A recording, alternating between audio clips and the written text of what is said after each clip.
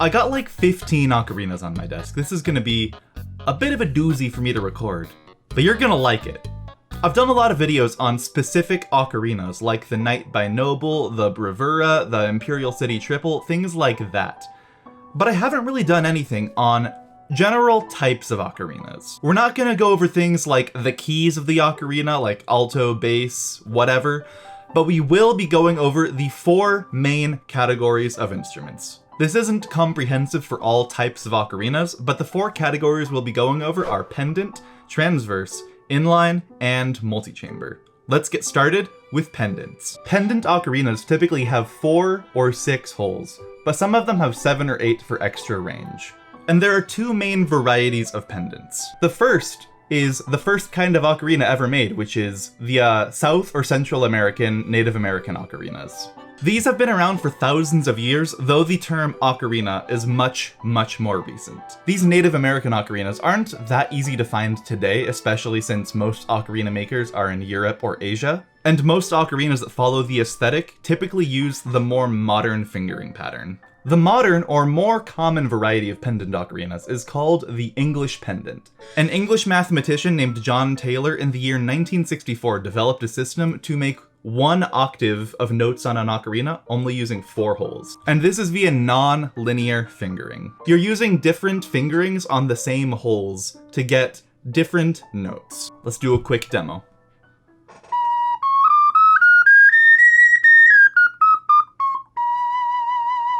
One hole scale with only 4 holes.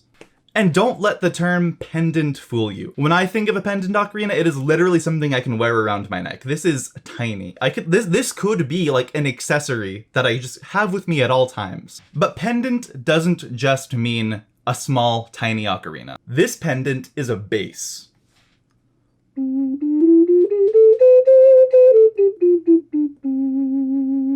And while this Ocarina of Time replica might not look like a pendant, it does play like one, using that same fingering pattern, with some modifications.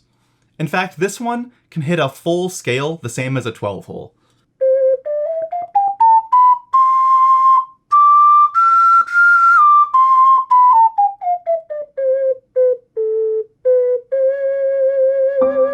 Plays like a pendant but has the range of a 12-hole, which will be the next category we go over. Our next category of ocarinas is by far the most common type, and that is the transverse ocarina.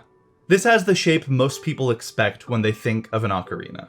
Most transverse ocarinas either have 10 holes or 12. Another name for ocarinas, most typically transverse ocarinas, is the sweet potato. And that's what they've been called in many English-speaking countries, especially the United States during the 1900s.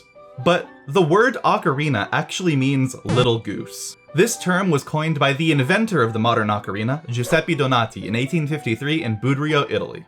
And he was only 17 years old when he invented the ocarina. What was I doing at 17 years old? I was like finishing up high school and not inventing a revolutionary instrument. So, Giuseppe's got most of us beat with what he'll do with his life. Transverse ocarinas are by far the most commonly played, and they use linear fingering, meaning that you lift one finger and you go 1 note up.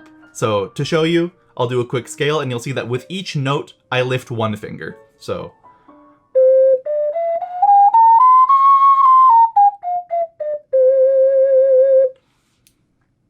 it's linear. The fingering goes in a straight line. You're not making different combinations unless you're doing sharps and flats. You know what else is linear and only takes 1 finger to do? Clicking that like button. We've gone over the most common type of ocarina, which is the transverse ocarina. But this next category is like a transverse if you just rotated it. I'm covering my eye. This next category is inline ocarinas. These also have linear fingering, and they're very much based off of transverse ocarinas. The thing is, they have far better ergonomics because you don't have to rotate your wrists at all to play them. You just have your notes right here, and you can start playing. So I'll do a quick demo on this one, which is the discontinued mountain ocarina.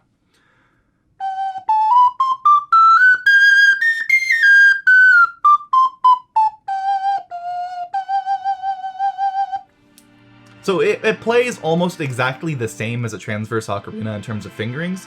Mountain Ocarinas have a few modifications to how you play them, but they're unavailable, so that doesn't matter to your typical Ocarina consumer. I wish I bought more of these back when they were being made. They're so nice. But yeah, Inline Ocarinas are basically just Transverse Ocarinas that are built for ergonomics, and they're straight instead of sideways.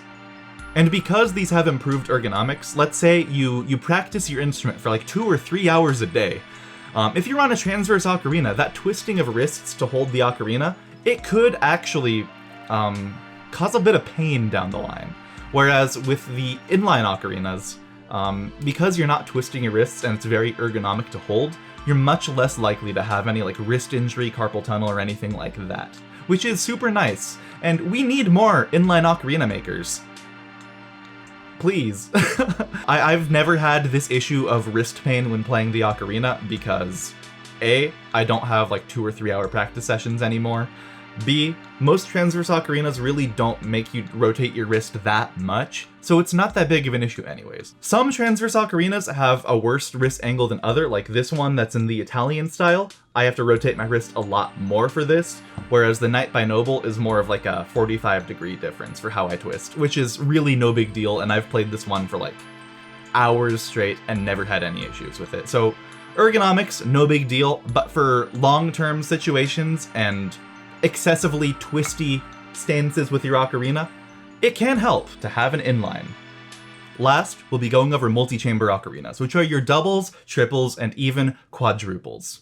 These are by far the most scary looking ocarinas for someone who isn't very familiar with the instrument. But all a double or triple ocarina really is 2 or 3 ocarinas just glued together. See, there's 3 separate holes to blow into, and each of those holes corresponds to a different line on this side. So for example, if I do the main hole, that uses the main body of the instrument. And if I blow into the middle hole, that corresponds to these middle holes. You typically actually only need one hand to play the second or third chamber of a multi-chamber ocarina. And just like the middle one, which corresponds to the middle set of holes, the outer one corresponds to the outer set of holes. So we'll play that real quick.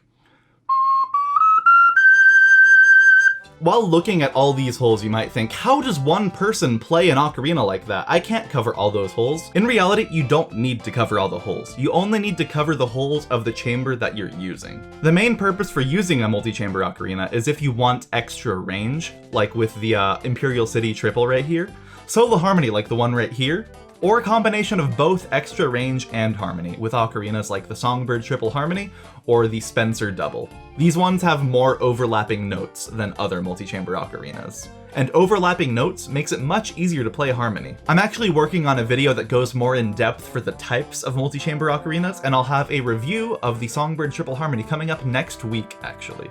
So stay tuned for those. This is all a very quick explanation of the different types of ocarinas. You got your pendants, which use a non-linear fingering pattern. You have your much more common transverse ocarinas, which use a linear fingering pattern and are the most commonly seen type of ocarina. You have your inlines, which are like transverse ocarinas but with better ergonomics. And you have your multi-chamber ocarinas, which are not nearly as scary as they look. They're more than one ocarina glued together for either the purpose of extra range, extra harmony opportunities, or somewhere in the middle. When it comes to types of ocarinas, this video really only scratches the surface. These instruments have so much rich history and depth to them, and I'm so excited to make more videos to talk about that and share that with the world. Whether that's reviewing individual instruments, going into more depth on specific types of ocarinas, or anything like that, make sure you subscribe for more. And if you don't subscribe, I'll know, because statistically only a small percentage of my viewers are subscribed. So if you're watching this video, statistically my best guess would be to say you're not subscribed. So fix it. Change that best guess. And hit that red button. Anyways, shilling over. Thanks again for watching. Do remember to like, comment, and subscribe. And if you have any questions about types of ocarinas, ocarinas in general, or video suggestions, I would love to hear. So have a great rest of your day, and see ya next time. Bye!